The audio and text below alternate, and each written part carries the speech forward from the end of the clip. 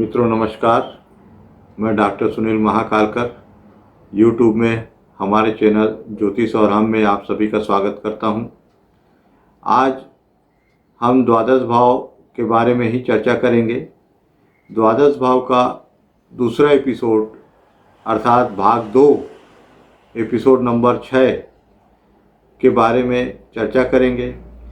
इस एपिसोड में हमने जो द्वादश भाव होते हैं उस द्वादश भाव में सप्तम भाव से लेकर व्यय भाव तक की जानकारी आप सभी को प्रदान की है और ये प्रयास किया है कि इन भाव के बारे में आप अच्छे से समझें और जब फलित किया जाता है तो फलित में किस प्रकार से इन भाव का उपयोग किया जाता है, ये सारी चीज़ें आपके ध्यान में आए। इसी को ध्यान में रखते हुए हमने ये भाग 2 एपिसोड नंबर 6 तैयार किया है। आइए देखते हैं। ये कुंडली बनी हुई है। इस कुंडली में 12 भाव बने हुए हैं और आज जो हम चर्चा करेंगे ये सप्तम भाव से लेके 12वें भाव तक की चर्चा करेंगे। तो सप्तम भाव हमको क्या बतलाता है जातक के बारे में, इसको हम देखेंगे। सप्तम भाव जो है वो पति पत्नी का भाव है। हम देखेंगे कि प्रथम भाव जो होता है वो किसका भाव है, स्वयं का भाव है। और स्वयं के भाव से ठीक 7वें भाव में हम देखते हैं आमने सामने का जो भाव है यह क्या होता है, पति या पत्नी का होता है। यदि पति की कुंडली है तो यह भाव पत्नी का होगा, यदि पत्नी की कुंडली है तो यह भाव पति का होगा। इसी प्रकार से गृहस्थ जीवन को देखते हैं कि जो जातक है उसका गृहस्थ जीवन कैसा होगा। यदि पति है या पत्नी है उसको किस प्रकार से प्राप्त होगी, क्या वो सुंदर होगी, क्या रूपवती होगी, कैसे घर की होगी, पढ़ी लिखी होगी, ये सारी चीज़ों को जानकारी हमको कहाँ से मिलती है, सप्तम भाव से मिलती है। यदि हमको अपने साझेदारी का व्यवसाय देखना है तो हमको साझेदारी का व्यवसाय देखने के लिए भी सप्तम भाव को देखना होता है। केवल व्यवसाय में ही साझेदारी नहीं होती, और भी चीज़ों में जो साझेदारी होती है उसमें हम जब भी हम पार्टनर को देखना होता है तो पार्टनर को देखने के लिए हम क्या करते हैं, सप्तम भाव का उपयोग करते हैं। दैनिक रोजगार किस प्रकार से होगा इसको देखने के लिए, प्रेम को देखने के लिए प्रेम का किस प्रकार से होगा यह भी हमको जो बताता है, यह 7वां भाव बताता है। विवाह का कारक भी क्या होता है, 7वां भाव होता है। विवाह किस प्रकार से होगा यह भी हमको 7वां भाव बताता है। प्रेम विवाह होगा या सामाजिक जातिगत विवाह होगा, जाति में विवाह होगा, अरेंज मैरिज होगी, लव मैरिज होगी, ये सारे भाव को जानने के लिए हमको सप्तम भाव देखना बहुत जरूरी होता है। इसके साथ ही काम, संभोग, इन चीज़ों को भी हम किससे देखते हैं, 7वें भाव से देखते हैं। मान सम्मान के लिए भी हमको 7वें भाव को देखना होता है। इस जो खंड है, यह जो भाव है, इस भाव का जो कारक ग्रह है वो कौन है, शुक्र है। सप्तम भाव के बाद हम आते हैं अष्टम भाव की ओर। अष्टम भाव जो होता है इसको लोग मृत्यु का भाव कहते हैं, परंतु यहाँ पे थोड़ा सा मैं मतांतर होता है मेरे से, मैं इसको आयु का भाव कहता हूँ। और मृत्यु का कारण इस भाव से अवश्य जाना जाता है, तो आयु के बारे में, मृत्यु के कारण के बारे में हम यहाँ पे जानकारी प्राप्त करते हैं। गुप्त विधाएं क्या होगी, गुप्त विधाएं से अभिप्राय उसको किस प्रकार से, गुप्त विद्या में यदि व्यक्ति की रुचि है, तंत्र मंत्र में उसकी रुचि है, या ऐसी कई विद्याएं होती हैं जो गुप्त होती हैं, उन गुप्त विद्याओं के प्रति जातक का लगाव है, जातक का आकर्षण है, जातक उसको सीखना चाहता है। इन सब चीज़ों के लिए हमको क्या करना पड़ता है, अष्टम भाव को देखना पड़ता है। आकस्मिक रूप से जो धन लाभ होता है उसके लिए भी हमको क्या करना पड़ता है, अष्टम भाव को देखना होता है। कई बार हम चर्चा करते हुए पुरानी कहानियां सुनते हैं कि गड़ा हुआ धन मिल गया, तो गड़ा हुआ धन देखने के लिए भी हमको क्या करना पड़ता है, 8वां भाव को देखना होता है। यदि कोई व्यक्ति शोध करता है, अनुसंधान करता है, तो शोध और अनुसंधान के लिए भी हम 8वां भाव बहुत ही महत्वपूर्ण होता है। इसको देखने के पश्चात ही हम शोध और अनुसंधान के बारे में जान सकते हैं। आर्थिक हानि, दुर्घटना, कष्ट का भाव जो है, ये सारे चीज़ें जो हैं हम किससे देखते हैं? अष्टम भाव से देखते हैं।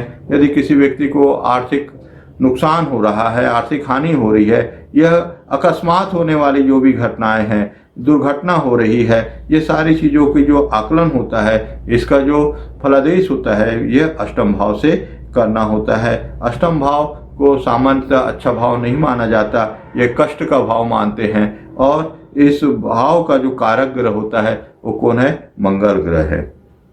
उसके पश्चात अष्टम भाव के बाद हम नवम भाव में आते हैं। नवम भाव जो होता है वह भाग्य का भाव माना जाता है। यह भाव त्रिकोण का भाव माना जाता है, इसको अच्छा भाव माना जाता है। यहाँ से हम पिता का, धर्म का, यात्रा का, ये सारी चीज़ों का विचार करते हैं कि पिता किस प्रकार से होगा, धर्म के बारे में हमारे क्या विचार होंगे, धार्मिक कट्टरता को हमको ये बताएगा, यात्राओं के बारे में बताएगा, धार्मिक यात्राओं के बारे में बताएगा, धार्मिक कट्टरता किस प्रकार से आदमी हम कहाँ तक कट्टर हैं इस चीज़ को भी बताएगा, भाग्योन्नति के बारे में बताएगा कि हमारा भाग्य किस समय क्या होगा, कार्य करेगा, हमको कब कम मेहनत से अधिक लाभ होगा, भाग्य हमारा कब साथ देगा। ये सारी चीज़ें हमको नवम भाव से मालूम होती है। इसके साथ ही गुरु किस प्रकार से होंगे, आचार्य, दान, पुण्य, ये सारी चीज़ें हमको किससे मालूम होता है? नवम भाव से मालूम होता है। इसी प्रकार से साली, जीजा आदि का भी जो भाव है यह नवम भाव से हम देखते हैं। नवम भाव के पश्चात हम दसम भाव के बारे में चर्चा करते हैं। दसम भाव जो होता है वो व्यापार का, राज्य का, हुकूमत का है। यहाँ से हम व्यापार को देखते हैं, नौकरी को देखते हैं, राज्य से हमको मान सम्मान प्राप्त हो रहा है नहीं हो रहा है इसको देखते हैं, हमारे पास किस प्रकार से हुकूमत है इसको देखते हैं, पद प्रतिष्ठा को देखते हैं, पदोन्नति को देखते हैं, नौकरी का प्रकार किस प्रकार का होगा, क्या हमको उच्च नौकरी मिलेगी, अधिकारी की नौकरी मिलेगी, क्या हम IPS अफसर बनेंगे या साधारण कर्मचारी बनेंगे, ये सारी चीज़ों की जो जानकारी है यह हमको दसम भाव से मिलती है। हमारा कर्म किस प्रकार से होगा, हमारा स्वभाव किस प्रकार से होगा, यह हम दसम भाव से जानते हैं। पिता का विचार भी हम दसम भाव से करते हैं। क्या जातक को पिता का सुख मिलेगा, क्या पिता के साथ उसकी अनबन होगी, क्या वैचारिक मतभेद होगा, ये सारी चीज़ें जो हैं हम पिता से संबंधित जो बातें हैं यह भी बातें हम दसम भाव से जानते हैं। इस भाव का जो कारक ग्रह है वह है गुरु, सूर्य, शनि और बुध, चार ग्रह जो हैं वो इस भाव के कारक होते हैं। इसी के साथ अब दसम भाव के पश्चात हम एकादश भाव के ऊपर चर्चा करते हैं। एकादश भाव आय का भाव है, अर्थात व्यक्ति दसम भाव तक क्या हुआ कि भाग्य आया, भाग्य के बाद कर्म आया, और ये 10 चीज़ें जब समाप्त हो जाती है तो उसके पश्चात आय का भाव आता है कि आय व्यक्ति को किस प्रकार की होगी, किस सोर्स से होगी, उसका स्रोत कैसा होगा, है ना, लाभ किस प्रकार का होगा, क्या कम ज़्यादा होगा, कम होगा, ज़्यादा होगा, क्या क्या सोर्स होंगे, आय के सोर्स एक होंगे या अनेक होंगे, इन सब चीज़ों की जानकारी हमको एकादश भाव से मिलती है। बड़े भाई के बारे में जानकारी, बड़े भाइयों की संख्या के बारे में जानकारी हमको एकादश भाव से मिलती है। व्यापार के लाभ हानि, ये सारी चीज़ों की जानकारी हमको एकादश भाव से मिलती है। और अनायास यहाँ पे भी हमको क्या है, जितने भी लाभ, वृद्धि करने वाला भाव जो है, एकादश भाव क्या है, वृद्धि करने वाला भाव है। कई बार ये छठे से छठा पड़ता है तो रोगों में भी वृद्धि करने में सहायक हो जाता है।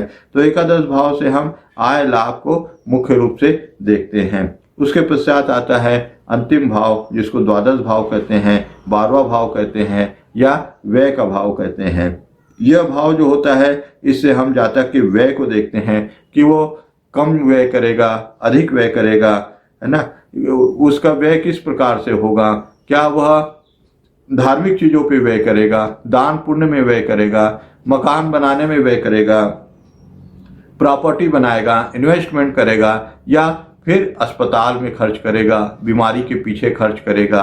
मतलब खर्च किस प्रकार का होगा, अच्छा खर्च करेगा या व्यय वाला खर्च करेगा जिससे परेशानी हो रही है, कोर्ट कचहरी में खर्च करेगा। ये सारी चीज़ें हम किसको देखते हैं, व्यय तो हो रहा है परंतु व्यय अच्छा भी होता है और व्यय क्या होता है, बुरा भी होता है। जब हम अपने लिए गाड़ी खरीदेंगे, मकान बनाएंगे तो ये कौन सा व्यय हो गया, अच्छा व्यय हो गया। और इसी के साथ यदि हम कोर्ट कचहरी में, अस्पताल में व्यय करते हैं तो ये हमारे लिए सुखद व्यय नहीं होगा। तो इस प्रकार से हम व्यय को हम देखेंगे द्वादश भाव से। उसके साथ विदेश यात्रा को भी देखेंगे कि विदेश यात्रा हमारी कब होगी, कितने दिनों की होगी, लाभकारी होगी या लाभकारी नहीं होगी। विदेश यात्रा का भी विचार हम 12वें भाव से करते हैं। मोक्ष का भी विचार हम 12वें भाव से करते हैं। मृत्यु के पश्चात जो मोक्ष होगा वह भी हम यहाँ से देखते हैं। दरिद्रता, पाप, नुकसान, यदि हम गरीब हैं, हमारे पास पैसा नहीं बच रहा है, हमारा योग दरिद्रता का योग को भी हम देखते हैं 12वें भाव से।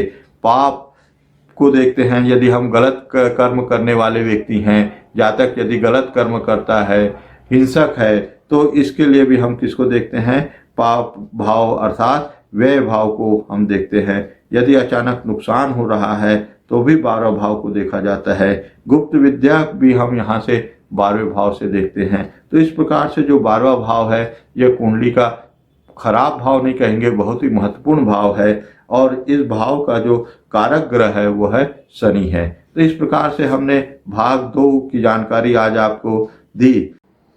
साथियों, ये एपिसोड अब यहीं पे समाप्त होता है। आपने इस एपिसोड के माध्यम से द्वादश भाव की जानकारी प्राप्त की।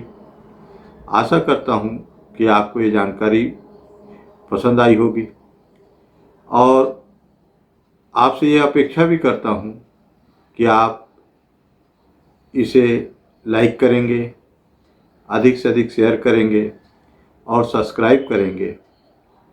धन्यवाद।